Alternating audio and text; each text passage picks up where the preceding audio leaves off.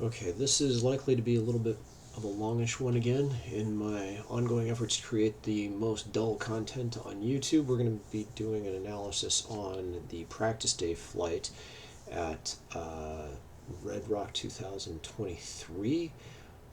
There was some impressively bad decision making going on here. I'm somewhat aware of what I got myself, or how I got myself into it. But rather than go through this on my own time and figuring it out first and then just showing you, I'm going to just kind of talk my way through it. And you can follow along however you see fit.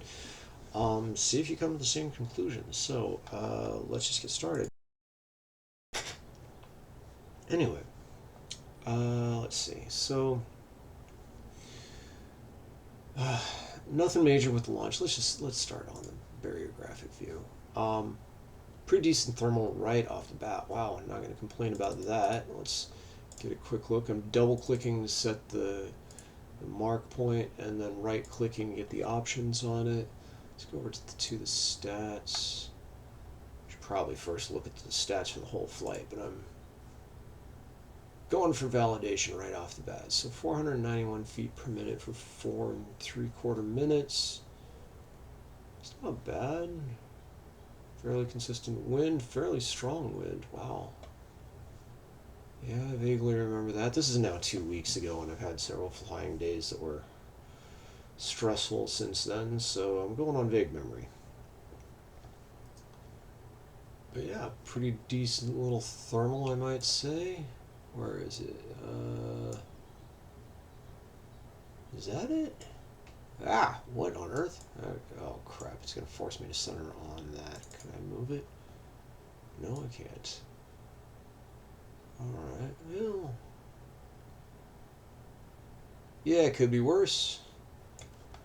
Anyway, now let's look at the full flight statistics. I should have done that from the very beginning. So click over on the flight tab. Now let's see. Takeoff about 3 o'clock. Landing about 10 after 4. We're going to get to that landing. That was pretty ugly for a lot of reasons. Okay, Cove launch. I did hit the first turn point 18 miles out, so this was a distance record for me. That doesn't make sense. I didn't think it was another 8 miles to that out landing. Let's take a look at that. I don't know if there's a way to measure distances on this. Yeah, that can't be 8 miles. So how do I measure distance with this thing? I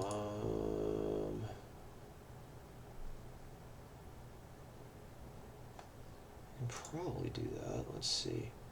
So do that. Set first marker. Let's just see if this works. Boom. Set second marker. Distance done 11.8. Yeah, that I believe.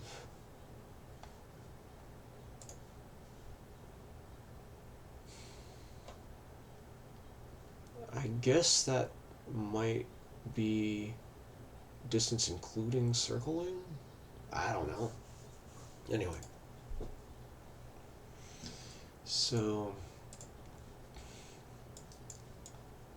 let's see. So what I want to look at. Originally got a really good thermal right off launch. And what am I at here? 11. Let's take a look at what was going on.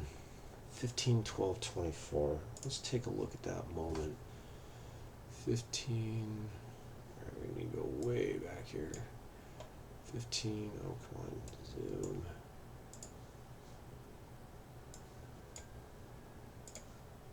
What is going on here, guys? Come on. 15. All right. So let's see why I decided. Oh, I remember this. Okay. All right. So I vaguely recall. I'm just. Oh, jeez, that's loud. Hang on, I gotta adjust my volume at this end. There we go. So I do vaguely recall that there were some other pilots beneath me, and they were climbing a lot faster than I was. And so I think that what was going on here was that, I just felt like I was topping out this thermal. So 311, let's take a look at it. 311 is, boom, 311 right here. Yeah, so variometer, holy cow, that is, let's see, 433. Let's look at it in this view. Well, still climbing pretty decently. I guess it was probably more like right about here. I'm still in a thermal. Wasn't climbing so well. What was I thinking that made me decide to go on glide? That's at 15:15.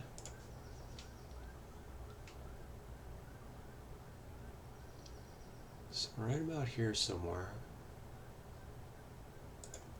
14, 3:15:20. Top this thing out and start gliding out. Okay, 3:15. Oh, you know what? I was straight line flying, but still in lift. Oh yeah. Okay. Let's make a little bit of a change here. Geometrics, data, actually gauges. Hang on a second. Okay, so I paused it to add vertical speed here, and when I was looking at this, I was thinking that this was still a thermal, but I bet if we go to the map, we're going to see something different here. Where am I? Yeah, look at this. So I left this thermal, but I am still climbing. There were a lot of opportunities in this flight to be sitting right under a cloud and having it just haul you up while you were on straight line. And so this is one of those moments. So it's not that I was leaving a thermal, it's just that the thing was so widespread that I was able to stick with it. And in fact, go back to this, you can see at some point here, okay, so you can see the shadow of this cloud for starters. But look at what happens right here. I'm going up at 474 feet per minute. And just straight line. And just about any second here. Oh, come on, I didn't think I paused it that far off. Like, notice what I'm doing here. I'm still climbing like hell, but I'm pushing down a lot of bar and still maintaining that climb rate. And I don't remember what the averager on this camera is. I think it's a lot longer than the 20 seconds that the Vario is set to, but nonetheless, I'm still going up fairly quickly, despite the fact that I've got the bar stuffed here. So this is right at the edge of cloud suck. I am kind of at I don't remember where I was relative to this cloud. I must have been up against the left edge of it, just based upon where the sun is and where the shadow is. But yeah, so I'm just, picking up altitude off going down range. I've got a fantastic tailwind. I mean, look at my ground speed here, 50 miles an hour, and I'm at trim. And I'm going up. Like, this is a wet dream here. This is just fantastic, right? But I'm no longer going up at the rate. I wasn't going up the rate that I had been previously, and so I'm trying to skirt back into this little piece of cloud here. Let's see. So that's probably what this little turn is all about, is trying to pick that up again. Sorry, I live in SFO's flight path, so I occasionally have to pause while the plane goes over. Okay. So, still doing really well through this. Let's see, 12, what did that say? 1,230, 328. 12, still climbing. But you can just see that this entire flight, almost, is getting climb without actually doing anything to deserve it. So I'm at 12.5 here, and at the beginning of this chunk of sink, I get down here, I've lost 2,500 feet, in, I'm going to call that probably 3 to 4 miles. That is not a fantastic glide ratio. Let's look at that. So where are we now? That's 1524. Let's take a look at this in the biograph. 1524. All right, so that's this right here. So first marker. So second marker. I don't know if the statistics will tell me how far. Okay, we go to selection. I don't know if it'll tell me how far I traveled in that period of time. Speed, distance, 4.4 miles. All right, so across here, we're looking at 4.4 miles. Let me think, 4.4 miles. How much did we drop? So I don't know, that's what, an 8 or 9 to, oh, yep, 9, 10 to 1 glide ratio. Not bad, not great, but I'm not going to complain about it, right? So running pretty well there. And we get our first little thermal outside the start circle. And that's this guy. And let's see, going from about 10,000, not huge. A little shy of 1,000 feet there. Let's see, 10, yeah, about 15 to 18 there. So that's not bad. Just lots of little thermals followed by some good glides. I mean, this is all looking like what I want to see. I'm trying to find the right thing to select here. This is looking like about what I want to see in a flight. I mean, God, freaking airplanes. Hang on. And on top of everything else, this glide was designed for safety, right? It was trying to stay out of this really ugly crap out here where there aren't any decent landing zones. Let me see, so it's just east of Glenwood. Let's see if we can find that on here. Glenwood, there we go. There's Glenwood. And oh my god, the map just isn't helping as much here. Okay, so, you know, not the best landing zones out here, not exactly someplace you want to get caught up. And so I came through this out toward the west side of it. Now, unfortunately, this task point is deep inside all of this garbage. Like, there are effectively no decent landing zones in here. If nothing else, the road access back here is abysmal. And I'm looking at all this. I'm looking at the fact that this is just some ugly canyon. Let me see if I can find this, and you'll see why I was trying to avoid it. I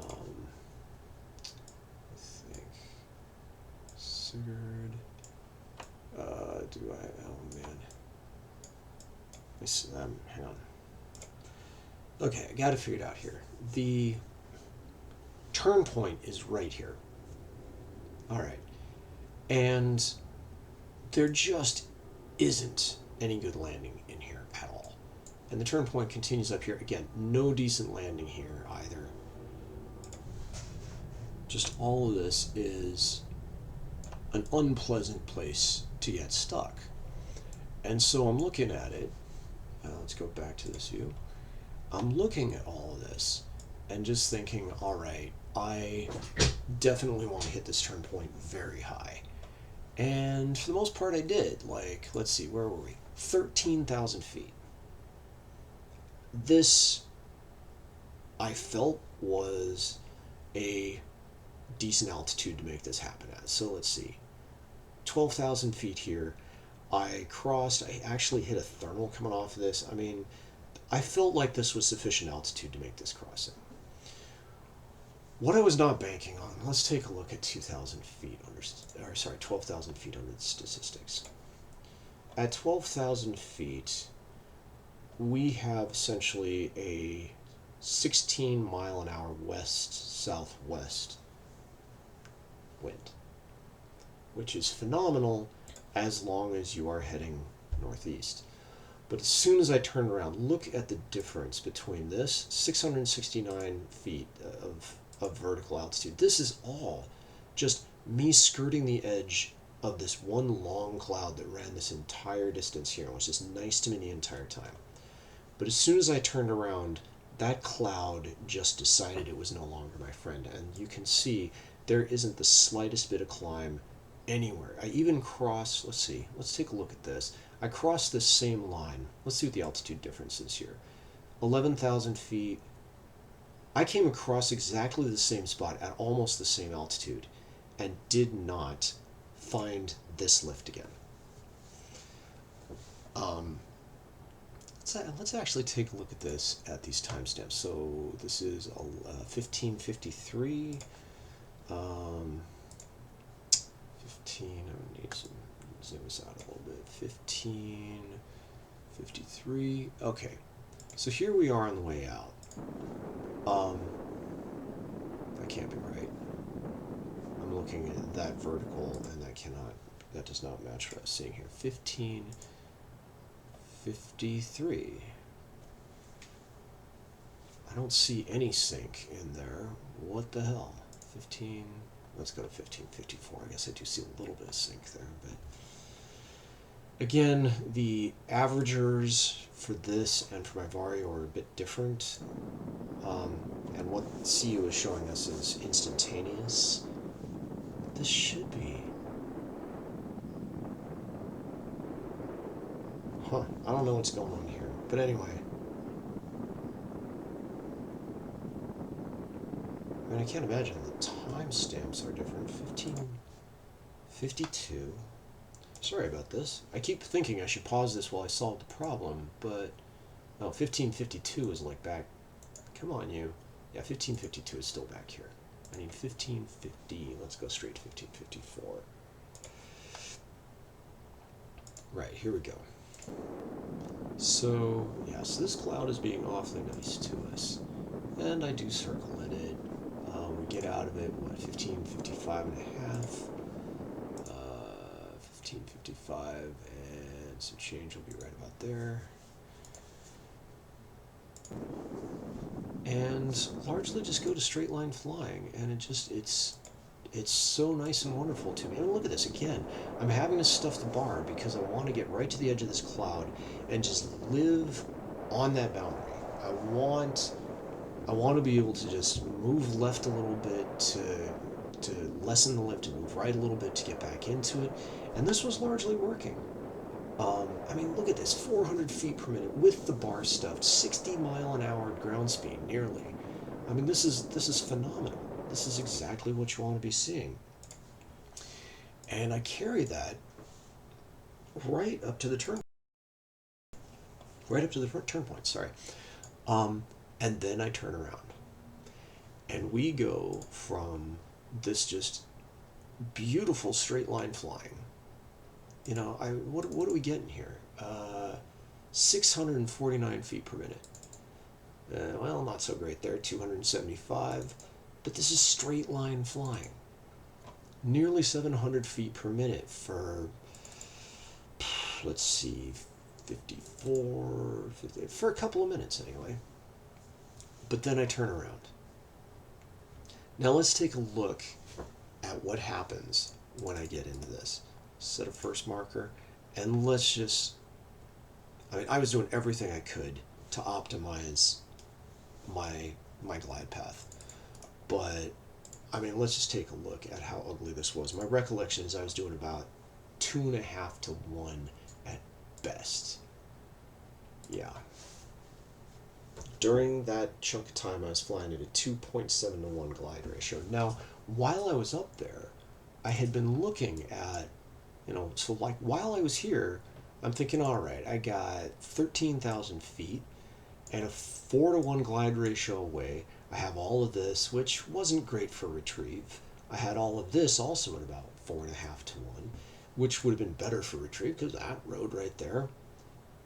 It wasn't great, but when you've been sitting here constantly climbing under this cloud, or rather having been constantly climbing under this cloud for the last, I don't know how long, what are we looking at? 1538 to, I mean, this has been 20 minutes of just almost non-stop cloud suck from this thing. I figured that cloud would still be giving me something on the way back, even if I was going upwind. But there was nothing. Look at this. It's all downhill. I mean, let's take a look at the glide ratio for the entire thing. I mean, this is depressing as it can possibly be. Let's go all the way down to landing. Boom. Statistics. 3.4 to 1. Now, I said that this was going to be a conversation about terrible decision making. Well, as this thing started, I don't know, maybe I should just continue downwind. Oh boy, where do you land from here? Let's get a better view of the let's get a better view of what's going on here. So I'm up here. I mean, I don't know. I probably should have landed up in here somewhere. I mean, it's not great, but the wind is coming from the southwest, so all of these would have been doable. But what I wound up doing is the whole time I was looking at this little shelf right here, and I barely had it on glide the whole time. I think I was looking, I think my glide ratio was putting me right about here the whole time. But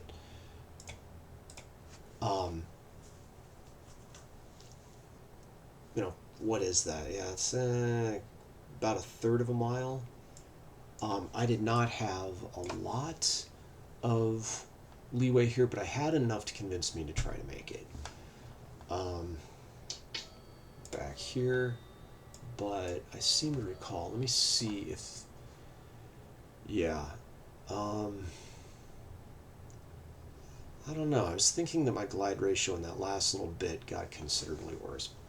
But anyway, I want to look at how bad it would have been if I decided I wasn't going to make it here. There are a few options for landing. Now, the wind is coming from the southwest, it's coming basically this direction. I would have been in an uphill landing on this stuff, but I don't know how smooth it would have been. Maybe it would have just been lee side, maybe it would have been rotor. I don't know. But that was really the only bailout option I had if I didn't make it here. And I'm just trying to think, I don't know. What am I trying to think? You tell me. You guys are the ones watching this. I'm just trying to learn from this. If you got any ideas, let me know. I already know that this was not a great way to end this flight. I really thought I had enough altitude. I was flying with other pilots. Unfortunately, in sports and the topless were flying basically the same task. The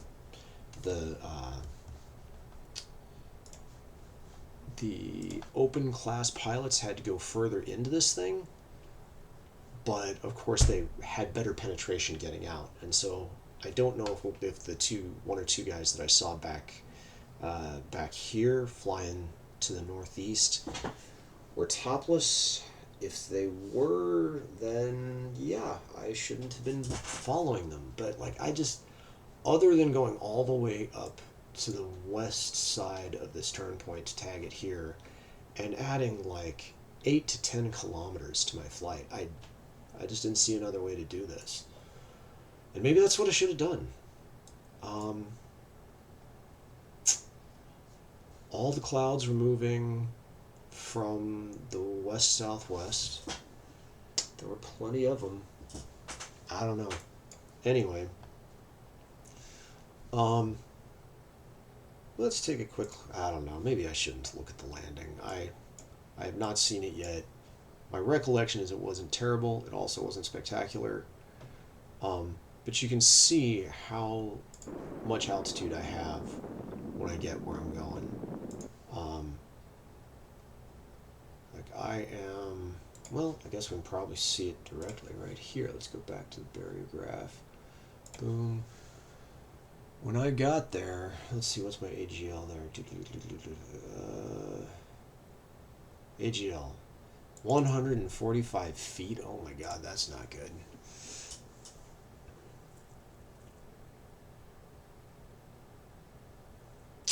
That is uncomfortable.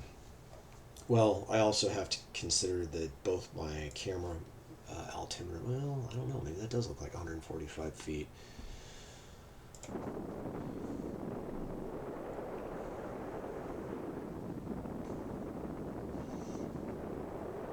I'm fairly well aware of which direction the wind is coming from here.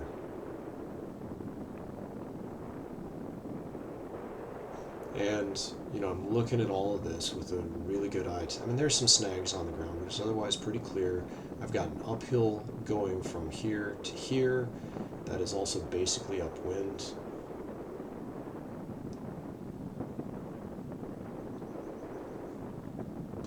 And I think at some point in this, no, we don't need to see the whole stinking approach. Yes, I do spend a lot of time very upright during my approaches.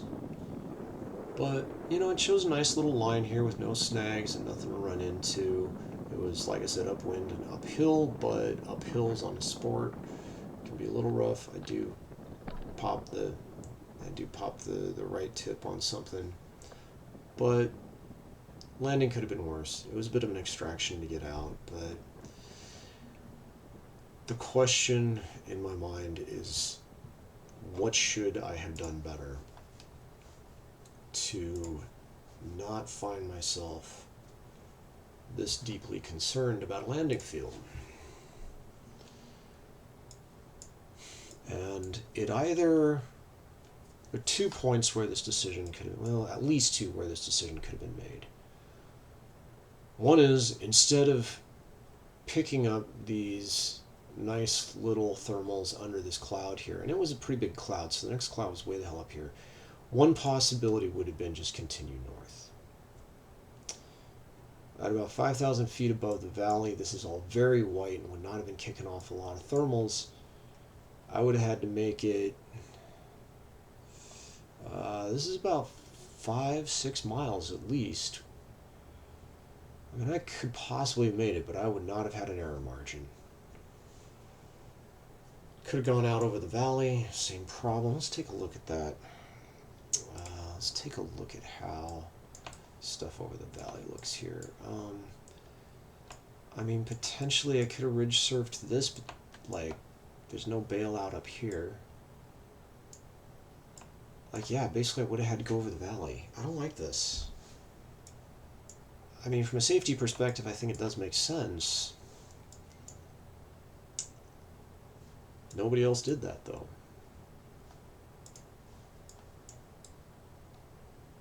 So, did everybody else make the wrong decision? I don't know. You tell me.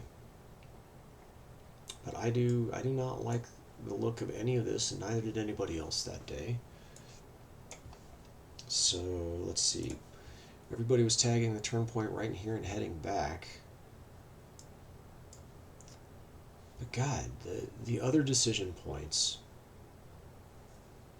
were like along here.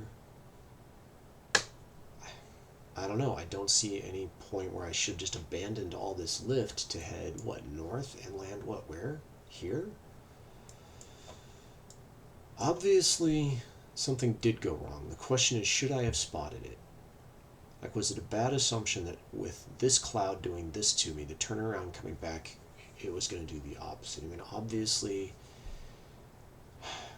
the good lift moved along this way, and I had to leave it to try to head back. Alright, well, this is something I'm going to want to think about. This isn't something I'm going to resolve right now, but this is something that I would love to hear some opinions on. And this video has already gotten way too damn long, so I assume most of you have checked out. To be honest, I'm probably the only person who's ever going to watch this entire video. So, nothing wrong with talking to myself, right? Everybody's got their rubber duckies. Alright, well, that's it for now. No idea, guys. If you're out there and you're still with me, let me know. You know, fly safe, I guess. See you next time.